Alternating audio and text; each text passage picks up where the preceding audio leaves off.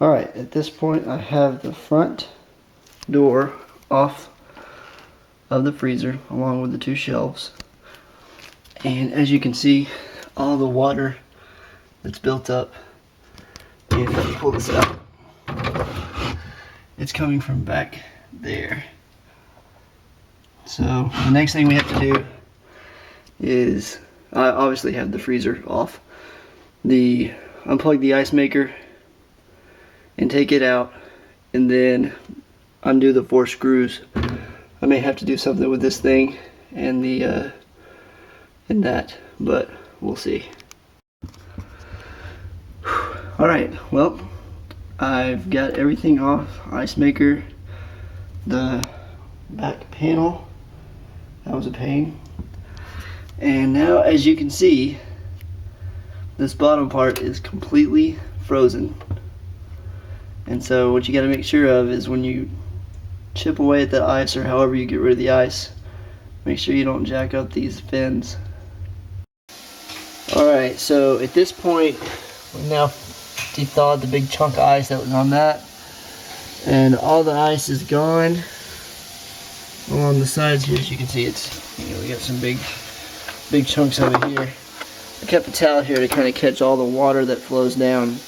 Now the only place that we still have water is straight down into the hole, and so what I'm doing now is about to start pouring some hot water down there to try to thaw it out, and we'll see how that. So one good way to test whether you've got it completely thawed out or not is to take more water and just kind of pour it down there. And just watch it. Now.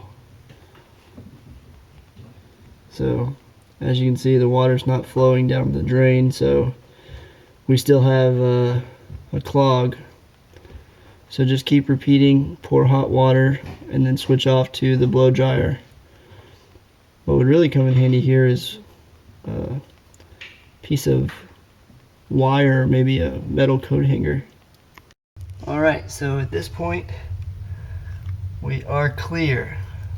What I did to test to make sure it was open was, one, obviously water is no longer pooling at the area, but I also took some weed eater string and forced it down the hole, and I heard the weed eater string went all the way through basically.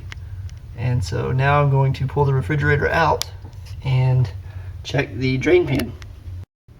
Alright, as you can see, I have the back panel off of the refrigerator. I took the electrical cord out of this little sleeve here just so I can get a little bit more leeway with this without having to take all this crap off and turn the water off and all that jazz. But basically, this is all full of dust over here, so I'm going to take the vacuum and just kind of suck all that out.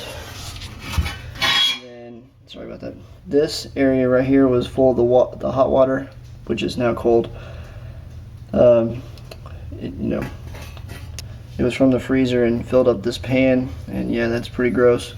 So I used the wet vac and sucked all that water out, and now I'm just going to go through, and there's a fan right here that I'm going to suck all the dust off of, and this vent right here I'm going to just kind of clean up everything before I start putting it back together. Alright, so at this point I've got the back on the refrigerator, and now it's just a matter of reassembly. So everything's going to be put back together. All this crap. And now the freezer is back to working. Alright, so mainly the tools that I used for this were, I used needle nose pliers to kind of straighten out the radiators, the radiator fins. I call it a radiator, the heat sink, whatever it is. Ratchet with a 1/4 inch driver. Your refrigerator may be different depending on the model. A flathead screwdriver, a shop vac, a blow dryer, and about a 2-foot long piece of weed eater string. Other than that, that's it.